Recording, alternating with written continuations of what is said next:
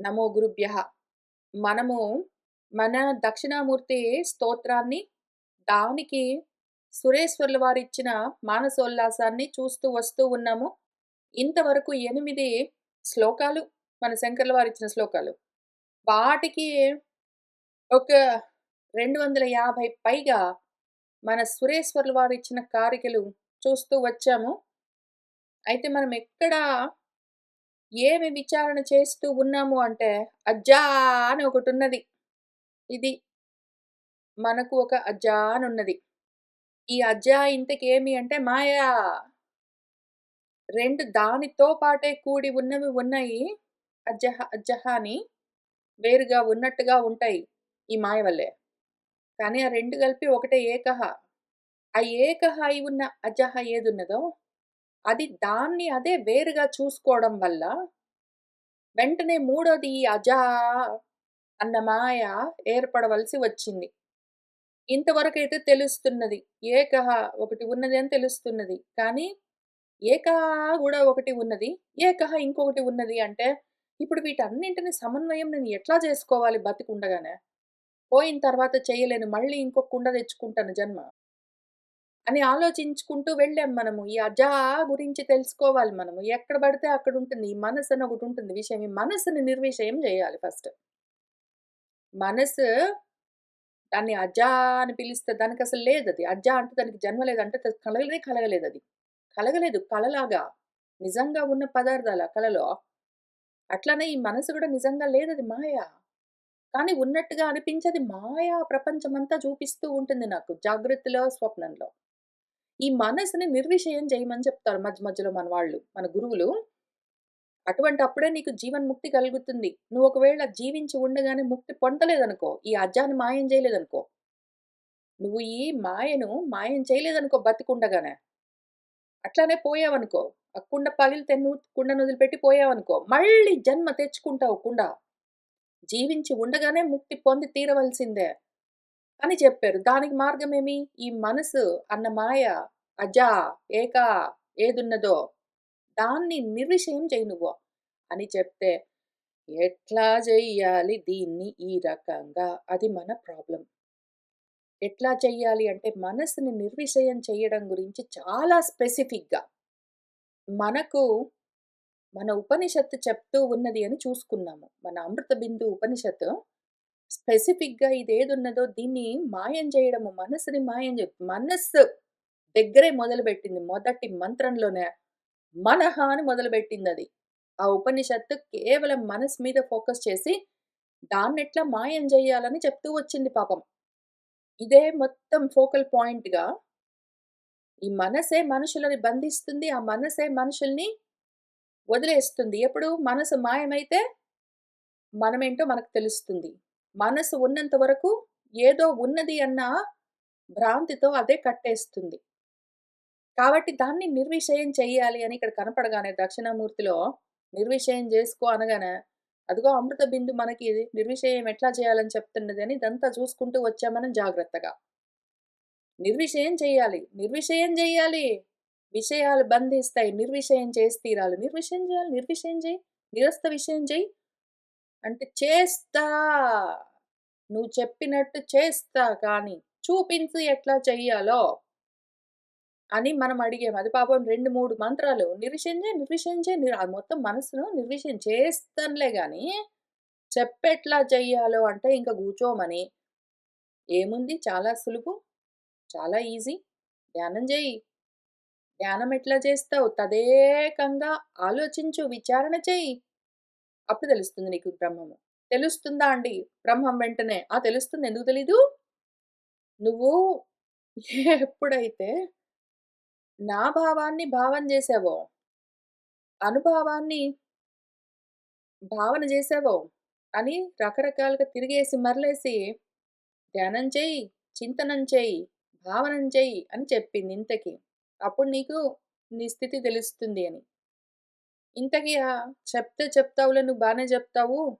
ఆ బంధాల్లో నుంచి బయటపడే మార్గం సరిగ్గా అర్థమయ్యేటట్టు చెప్పు అంటే లేదురా నీకు.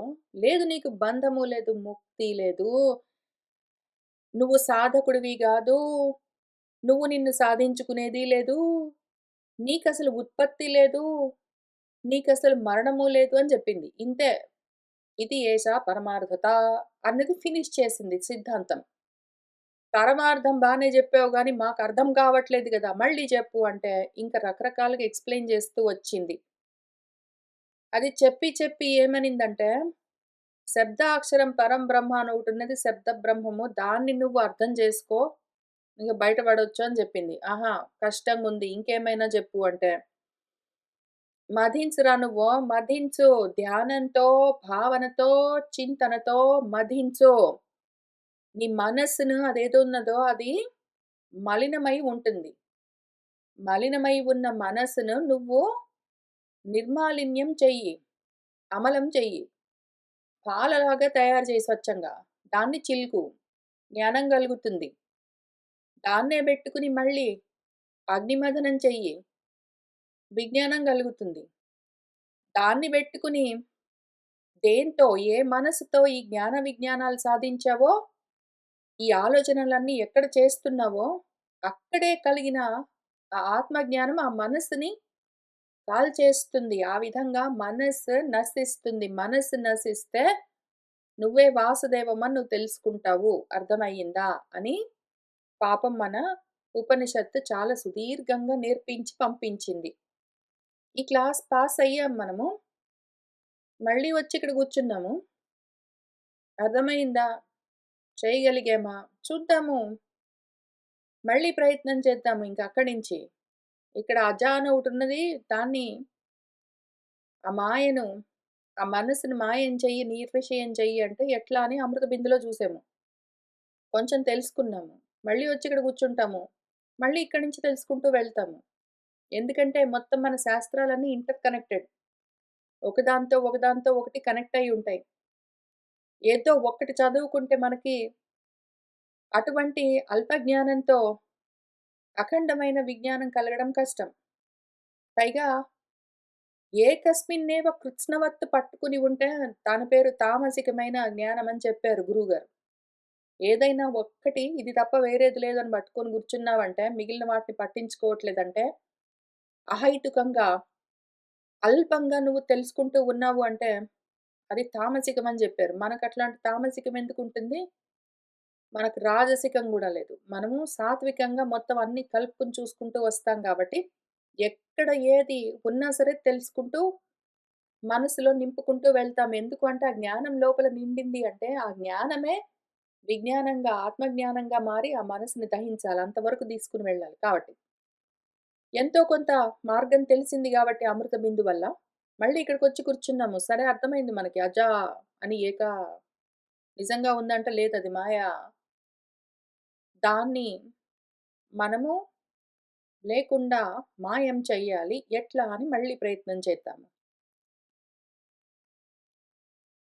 మనకు మళ్ళీ ఇక్కడికొచ్చి కూర్చుంటే మళ్ళీ ఇవే ప్రశ్నలు ముసురుతూ ఉంటాయి. ఏం ప్రశ్నలు?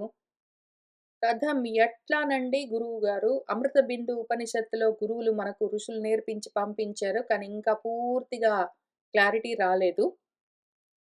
ఇదేమో మహామాయ. కథం ఏవం విధా మాయా నివర్తేత ఇతి పృచ్చతః ఈశ్వర ఉపాసనారూపః తత్ ఉపాయః ప్రకీర్త్యతే. నీకర్థమైందా ఇక్కడ అమృత బిందు ఉపనిషత్తులో ఏం జెప్పిందో? నువ్వేం చెయ్యంటే,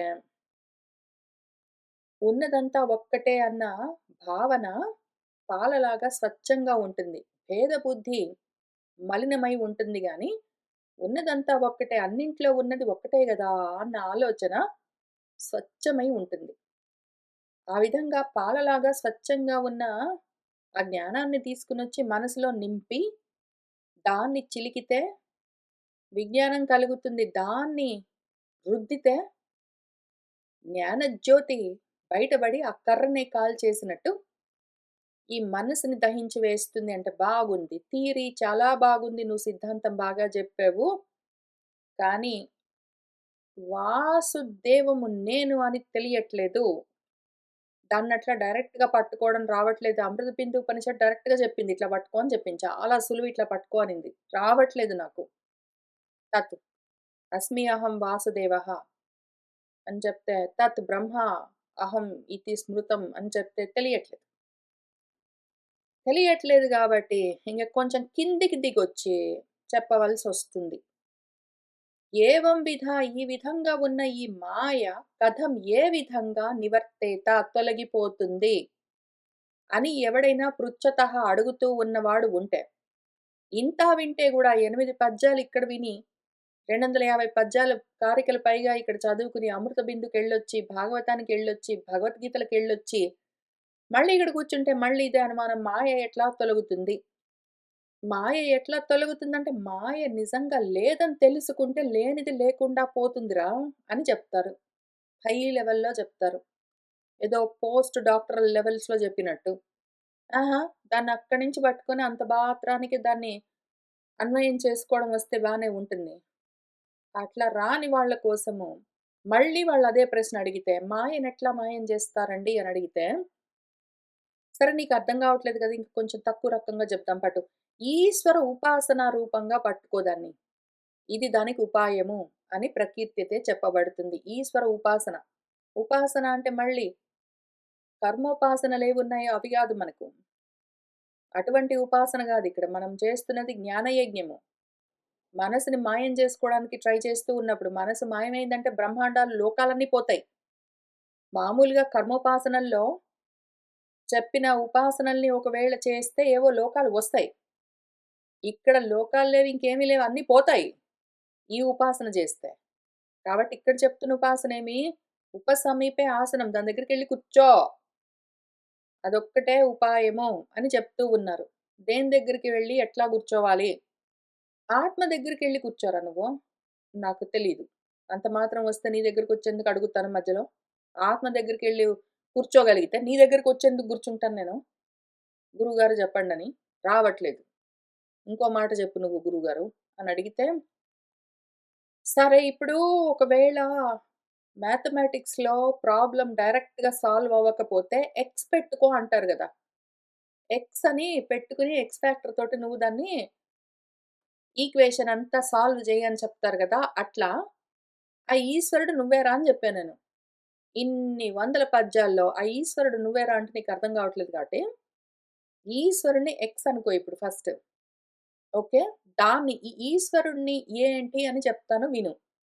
మ్యాథమెటిక్స్‌లో ప్రాబ్లమ్ సాల్వ్ అయిపోయిన తర్వాత ఎక్స్‌ని ఇంక తీసేస్తాం గదా! అట్లా దీన్ని తీసేయొచ్చు. ముందైతే పెట్టుకో. ఓకే. మళ్ళీ దాన్ని పెట్టుకో అనగానే నువ్వు దాన్ని పట్టుకొని కూర్చోకింక. ఇప్పటికి పెట్టుకో. దాన్ని వదిలిపెట్టడానికి సిద్ధమై పట్టుకో. తెలుస్తున్నదా? వదిలిపెట్టడానికి సిద్ధమై పట్టుకో. ఇంక షట్త్రింశత్ తత్వరూపాసు పరమేశ్వర మూర్తిషు ప్రత్యక్షేన ఉపలభ్యంతే సర్వైః అపి అష్టమూర్తయః. అష్టమూర్తులుగా చూద్దాం పట్టు ముందు ఈశ్వరుడిని. ఓకే. ఈశ్వరుడు మన ఎక్స్ ఉన్నది గదా! అది 8 ఫార్మ్స్ తోటి ఉంటుంది అనుకుందాం పట్టు ఫస్ట్. నువ్వు 36 రూపాల్లో జూసినా సరే, నువ్వు 3 జూడు, 36 రూపాల్లో జూడు, నువ్వు ఇంక ఎన్ని రూపాల్లో జూసినా సరే, ఎన్ని పరమేశ్వర మూర్తులు జూసినా సరే, నువ్వు ఎన్ని పేర్లన్నా బెట్టుకో, ఎన్ని నామాలు బెట్టుకో, ఎన్ని పూజలు చెయ్యి, ఎన్ని స్తోత్రాలు చదువు నువ్వు 3 గాదు 36 జెయ్యి.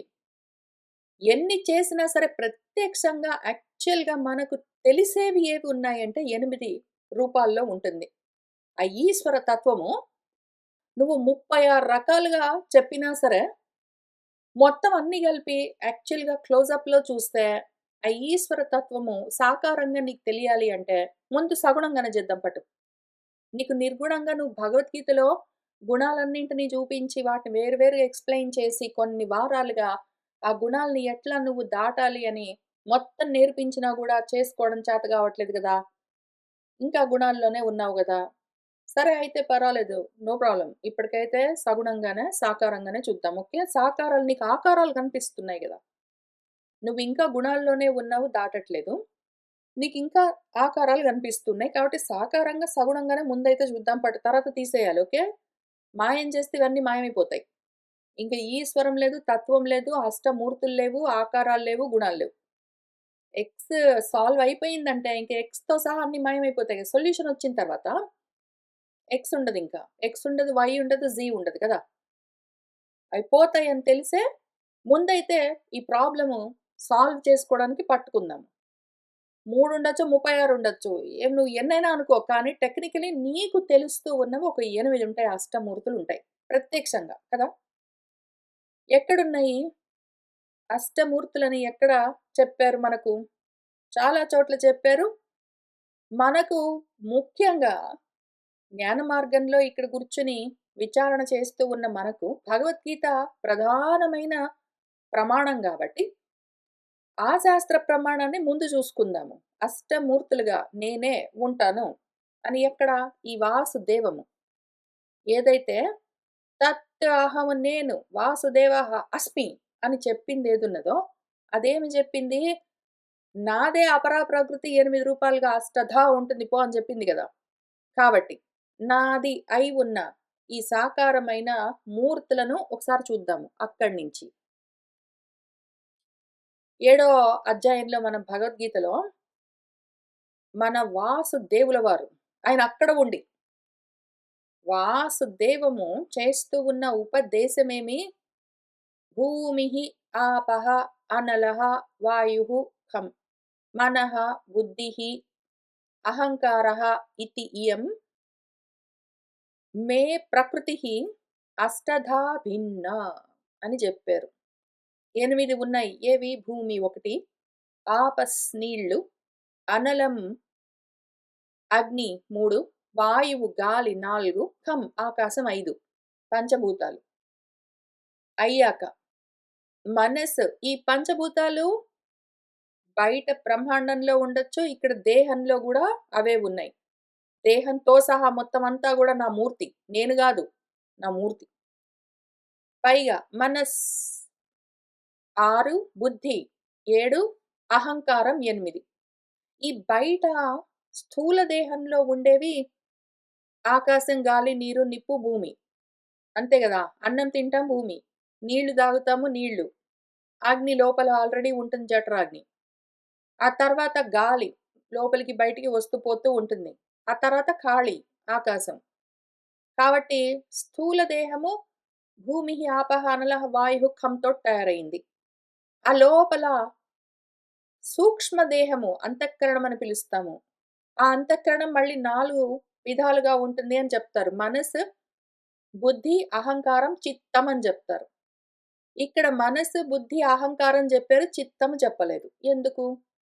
ఎందుకు అంటే చిత్తమే వాసుదేవుల వారు.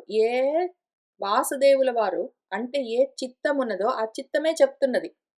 ఆ చిత్ ఏదున్నదో అదే 8గా రూపాలు అది రూపం ధరిస్తే 8గా ఉంటుంది. దాని లక్షణం అది. అష్టవిధాలుగా రూపం ధరిస్తుంది. మూర్తి ధరిస్తుందది. కాబట్టి చెప్తున్నదే చిత్తం గాబట్టి మళ్ళీ చిత్తం ఇందులో ఎందుకు రాసుకోవడం? దాని పేరు అది రాసుకోదు గదా! నాది అని చెప్పినప్పుడు దాని పేరు అదెందుకు చెప్తుంది? చిత్తము చెప్పలేదు అందుకనే. స్థూల దేహము ఈ 5టితో, సూక్ష్మదేహం ఈ 3టితో మొత్తం కలిపి 8 గూడా చిత్తం యొక్క సాకార రూపము. అర్థమైందా? ఇక్కడ మన అమృత బిందువులో ఆ వాసుదేవం నేను అంటే, ఆ వాసుదేవం ఒకటున్నది అయిపోయింది ఏకహ. కానీ ఒకవేళ అది సాకారంగా రూపాన్ని ధరించాలి అంటే అది మళ్ళీ 8 రకంగా మారుతుంది. ఆ 8 ఇదిగో ఈ అష్టవిధాలుగా ఉన్న ప్రకృతి. ఇంతకీ ఈ ప్రకృతేమి? అపరా ప్రకృతి. అపరాయ్యం. అయితే ఇతహ తు అన్యా ప్రకృతి ఇంకోటున్నది పరాప్రకృతి. అదెవరు? నేను. వాసుదేవం అహమస్మి. అది జీవభూతమై ఈ జగత్తుని ధరిస్తూ ఉన్నది. కాబట్టి అది విషయము. మన వాసుదేవము ఆది దైవికంగా చెప్తే, చిత్తము ఆధ్యాత్మికంగా చెప్తే, మహత్తత్వము ఏదైతే ఆది భౌతికమై ఉన్నదో అదింతకీ 8 విధాలుగా రూపాలను ధరిస్తుంది. దాన్ని అష్టమూర్తి అని పిలుస్తారు. ఇప్పుడు దీన్నర్థం చేసుకో. నువ్వేం చెయ్యంటే, నిన్ను నువ్వు అర్థం చేసుకోవాలంటే, నువ్వే 8 రూపాలు తీసుకున్నావని అర్థం చేసుకో. ఎంత సింపుల్. నిన్ను నువ్వు నిర్గుణంగా, నిరాకారంగా తెలుసుకోవడానికి నీకు చేత గావట్లేదు గాబట్టి, నిన్ను నువ్వు కనీసం సాకారంగా తెలుసుకో. నువ్వొకవేళ సాకారంగా ఒక ఆకారాన్ని, ఒక మూర్తిని ధరించావంటే అష్టమూర్తులుగా ఉంటావు నువ్వే. పంచభూతాత్మకమైన 5 తత్వాలు, మనసు, బుద్ధి, అహంకారమైన ఇదిగో మిగిలిన 3 తత్వాలు మొత్తం కలిపి నువ్వే 8 రూపాలుగా ఉంటావు. నువ్వే. నిన్ను నువ్వే ముందు సాకారంగా చూసుకో. ఇంక అక్కడి నుంచి వాటన్నిటిని నేనే గదా అన్న చూపు నీకు కలిగిందంటే అవి మళ్ళీ వేరుగా ఎందుకుంటాయి? నువ్వే గదా! ఇప్పుడు అమేయాసు మనః క్షిప్రం ఆరోఢుం నార్హతీతి అతః మూర్తి అష్టకమయీం బ్రూత గురుః సర్వాత్మ భావనాం. అమేయాసు అమేయము. ఇది ఇంకా అప్రమేయమై ఉన్నది మనకు. మనకు, మనకు తెలిసిన ప్రమాణాలేవున్నాయి? ప్రత్యక్ష, అనుమాన, ఆగమ ప్రమాణాలనేవో ఉంటాయి. ఈ ప్రమాణాలను బెట్టుకుని, లేదా ముఖ్యంగా జ్ఞానమన్న ప్రమాణాన్ని బట్టుకుని, మనము మామూలు జ్ఞానం గాదు. ప్రజ్ఞానమన్న ప్రమాణాన్ని బట్టుకుని, ఆ అప్రమేయమైన దాన్ని ప్రమేయం చేసుకోవాలి. ఈ ప్రమాణంతో దాన్ని ప్రమేయం చేయాలి. వస్తుందా? ఇంకా కలగట్లేదు కదా! అంతటి జ్ఞానం ఇంకా ప్రజ్ఞానం కలగలేదు. కంప్లీట్‌గా ప్రజ్ఞాన ఘనమైతే అప్పుడు అదింకా నేను నాకు అప్రమేయంగా ఎందుకుంటానో, నేను నాకు ప్రమేయము. అసలు ప్రమేయం గూడా ఉండదింక. ప్రమాత లేదు, ప్రమేయం లేదు, ప్రమాణం లేదు. ఉన్నదంతా నేనే. ఏకం ఏవ అద్వితీయం. కానీ ఇంకా అంతవరకు రాలేదు గదా! కొలతకందట్లేదు. నన్ను నేను తెలుసుకోవడానికి నాకు చేత గావట్లేదంటే ఇంకా నేను అమేయంగా అంటే అప్రమేయంగా ఉన్నాను. ఇటువంటి అప్రమేయమైన వాటిలో కొలతకందకుండా, నా దృష్టికి తెలియకుండా ఉన్నదాన్ని బెట్టుకుని అసలు మనసుకి నేను తెలియను. ఆ ఆత్మ అన్నది మనసుకి తెలిసేది గాదు. యతో వాచో నివర్తంతే అప్రాప్య మనసా సహా అది నేను. మనసుకి పాపం నేను అమేయమై ఉన్నాను. అటువంటి దాన్ని క్షిప్రం వెంటనే ఆరోఢుం ఎక్కి కూర్చోడానికి గట్టిగా పట్టుకోడైతే కొండ ఉన్నదనుకోండి. ఏదో పెద్ద పర్వతం ఉన్నదనుకోండి. పర్వతము మీరు ఎక్కలేకపోతే అది మీకు అమేయమై ఉన్నది. మీరు పర్వతాన్ని ఎక్కలేకపోతే అది మీకు అమేయమై ఉన్నది. అయినా గూడా ఎక్కుతాను అన్నారనుకోండి. అప్పుడేం చెయ్యాలి? మెట్లు జూసుకోండి. ఆ కొండో, పర్వతమో ఎక్కడానికి. లేదా వేరే ఏదైనా మార్గం జూసుకోండి గదా! నెమ్మది నెమ్మదిగా స్టెప్స్ పెట్టుకొని అందులో నుంచి ఎక్కాలి గదా! అట్లానే ఇది ఈ మొత్తం ఇంత కొండను ఆత్మ మీకు పెద్ద పర్వతంలాగా ఉన్నది. మీరు మిమ్మల్ని తెలుసుకోలేకుండా ఉన్నారు. వేరుగా జూసుకుంటే ఒక పక్కన. అది అమేయంగా ఉన్నది మీరింకా కంప్లీట్‌గా కొలవలేకపోతున్నారు కాబట్టి ఏం జేయాలి? క్షిప్రం వెంటనే అధిరోహించడానికి అర్హత లేకుండా ఉంటే, ఇంకా అంత శక్తి చాలకుండా ఉంటే, సరే నెక్స్ట్ ఆల్టర్‌నేటివ్. ఫస్ట్ ఇక్కడి నుంచి అక్కడి దాకా కొలవాలంటే ఇప్పుడు ఒక పర్వతం ఉన్నదనుకోండి. పర్వతం లేదా ఒక కొండ 80 ఫీట్ ఉన్నదనుకోండి. 80 ఫీట్ ఉన్న కొండని మీరు అధిరోహించాలంటే, మీరు దానికన్నా ఎక్కువ ఒక 100 ఫీట్ ఉండాలి గదా! ఇప్పుడు ఈ ఆత్మని మీరు తెలుసుకోవాలి అంటే, మీరు కనీసం అంతైనా ఉండాలి, దానికన్నా ఎక్కువైనా ఉండాలి. తెలియట్లేదు. అప్పుడేం చేయాలి? వేరే మార్గంలో దాన్ని ఎక్కడానికి ట్రై చేయాలి. మీరు ఆ 80 ఫీట్ ఉన్న కొండని మీరు 80 ఫీటో, 90 100 ఫీట్ అయ్యి ఎక్కలేకపోతే, నెక్స్ట్ ఆప్షన్ ఏంటి? మీరు ప్రాబబ్లీ 5 ఫీట్ ఉన్నారనుకోండి. అయితే అయ్యింది. నెమ్మది నెమ్మదిగా మెట్లెక్కుకుంటూ పోవచ్చు గదా! ఆ రకంగా క్షిప్రం వెంటనే ఆరోఢం ఎక్కడానికి కుదరకపోతే, మనస్సు దాన్ని అట్లా పట్టుకోలేకపోతే ఆత్మను, దానికి అర్థమయ్యే పద్ధతిలోనే అష్టమూర్తులుగా ఉన్న ఏ తత్వం ఉన్నదో దాన్ని సర్వాత్మ భావనతో పట్టుకోవచ్చు అని ఒక ఆల్టర్‌నేటివ్ ఆప్షన్ మన గురువుగారు మనకు చెప్తూ ఉన్నారు. ఏమి ఆల్టర్‌నేటివ్ మార్గము అంటే ఇదే విషయము. కొత్తగేం లేదు. మన శాస్త్రాలన్నీ ఒకటే జెప్తాయి. మన భగవద్గీతలో భూమిః ఆపః అనలః వాయుః ఖం మనః బుద్ధిః అహంకారः అని ఏది చెప్పారో అదే. భూః అంబాంసి అనలః అనిలః అంబరం అహర్నాదః హిమాంశుః పుమాన్ ఇతి ఆభాతి చరాచరాత్మకం ఇదం యస్యైవ మూర్తి అష్టకం. నాన్యత్ కించన విద్యతే విమృశతాం యస్మాత్ పరస్మాత్ విభోః తస్మై శ్రీ గురుమూర్తయే నమ ఇదం శ్రీ దక్షిణామూర్తయే. భూః భూమి, అంబాన్సి నీళ్లు, అనలహ నిప్పు, అనిలహ గాలి, అంబరం ఆకాశం. 5 వచ్చేసాయి కదా ఇక్కడ. భూమి రాపోనలో వాయువు వచ్చేసాయి. ఆ తర్వాత అహర్నాదః, అహహ అంటే పగలు. పగటికి నాథుడు సూర్యుడు. సూర్యుడు అంటే బుద్ధి. ఇక్కడిదిగో మనోబుద్ధి అహంకారాల్లో బుద్ధి. ఆ తర్వాత హిమాంశుః చల్లటి కిరణములు కలిగిన వాడు చంద్రుడు. చంద్రుడు అంటే మనస్సు. ఇదిగో మనః అదొచ్చేసింది. ఆ తర్వాత పుమాన్ అంటే పురుషుడు. ఆ పురంలో ఎవరైతే సేతైతి అని ఉన్నాడో వాడు అంటే అహంకారం. అహంకారః ఇతి అని ఏదున్నదో అష్టధా ప్రకృతి. అది. ఈ విధంగా ఇది నిజంగా ఉన్నదనుకునేవు మళ్ళీ జాగ్రత్త. ఏదో నీకు డైరెక్ట్‌గా దాన్ని చేరుకోవడానికి కష్టంగా ఉన్నది అంటే ఒక ఆల్టర్‌నేట్ మార్గం చూపిస్తే ఈ మార్గాన్ని పెట్టుకుని ఆ మెట్లకు పూజలు చేసుకుంటూ, ఇంక వాటికి స్తోత్రాలు చదువుకుంటూ, వాటికి బొట్లన్నీ పెట్టుకుంటూ అక్కడే కూర్చునేవు. ఆ మెట్లు నిజంగా లేవు. నిజంగా అక్కడ మ్యాథ్ ఈక్వేషన్ ప్రాబ్లమ్ సాల్వ్ చేయడానికి ఎక్స్ పెట్టుకోరా నువ్వు, వై పెట్టుకో, జీ పెట్టుకో అంటే నువ్వు నిజంగా అవన్నీ పట్టుకుంటావా? వదిలిపెట్టడానికి సిద్ధమై వాటిని పట్టుకో. ఓకే. ఈ మెట్లు చెప్తూ ఉంటే ఎక్కడానికి ఏదో ఆల్టర్‌నేటివ్ మార్గం. నిజంగా అవి ఉన్నాయనుకోకు. ఇవన్నీ ఊరికే ఆభాస. కేవలం ఆభాస. ఓన్లీ ఆభాతి. ఇతి ఆభాతి. ఏదైతే ఇదం ఈ మొత్తం జగత్తంతా అచర ఆత్మకమై ఉన్నదో రూపంగా. చరాచరాత్మకంగా ఉన్న ఈ మొత్తం జగత్తంతా ఈ 8 మూర్తుల్లో ఉంటుంది. అయితే అది కూడా 8 మూర్తులుగా ఆభాసగా ఊరికినే అనిపిస్తుంది. నిజంగా లేదు. అది ఎవరిదై ఉన్నదో చిత్తము, వాసుదేవం అంటే నువ్వు. తెలుస్తున్నదా? అందుకనే ఇక్కడ చెప్తున్నదెవరు? డైరెక్ట్‌గా వాసుదేవుల వారు చెప్తున్నారు. అంటే చిత్తం చెప్తున్నది. చిత్తమే చిత్ ఇన్నిగా రూపాన్ని ధరిస్తుంది సాకారమైతే. నిజంగా ఉందని గాదు. నువ్వు అనుకుంటున్నావు గాబట్టి ఎక్స్ పెట్టుకో అని చెప్పాల్సొచ్చింది. అసలు టెక్నికలీ యస్మాత్ పరస్మాత్ ఏ అపరమున్నదో పరబ్రహ్మమో దానికి అన్యత్ వేరేగా కించన ఏ కొంచెము గూడా నా విద్యతే లేనే లేదు. అదెవడికి తెలుస్తుంది కానీ?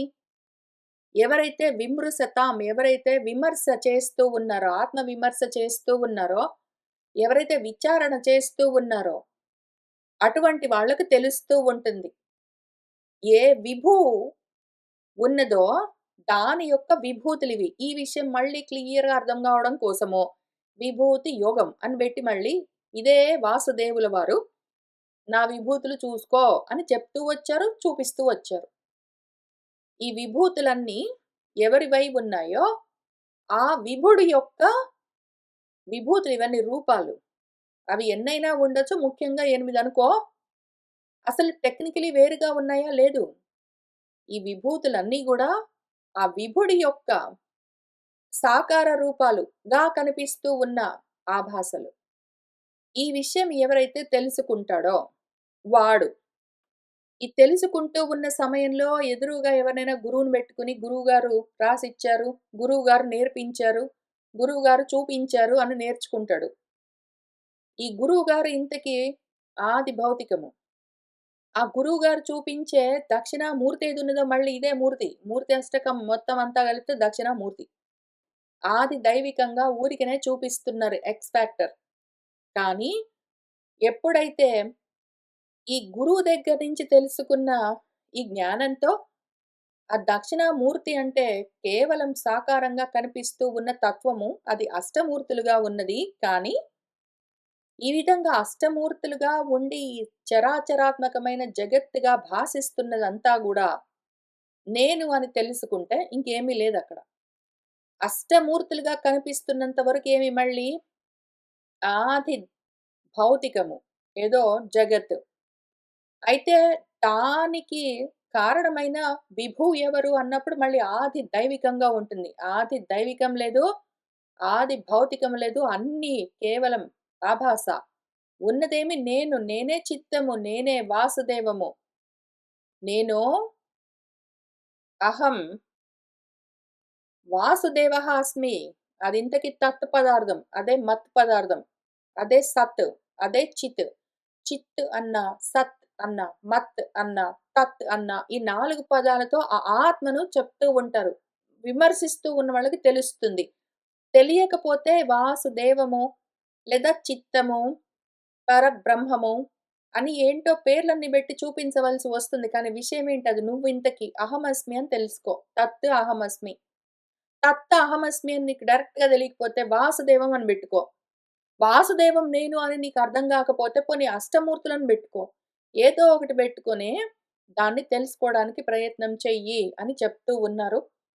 దానికి మన సురేశ్వర్ల వారు నెమ్మదిగా విస్తృతంగా వివరణ ఇస్తారు. మనము జాగ్రత్తగా అధ్యయనం చేస్తూ వెళ్దాము. ఇవాల్టికి ఇక్కడికి ఆపుతూ ఉన్నాను. శుభం భవతు.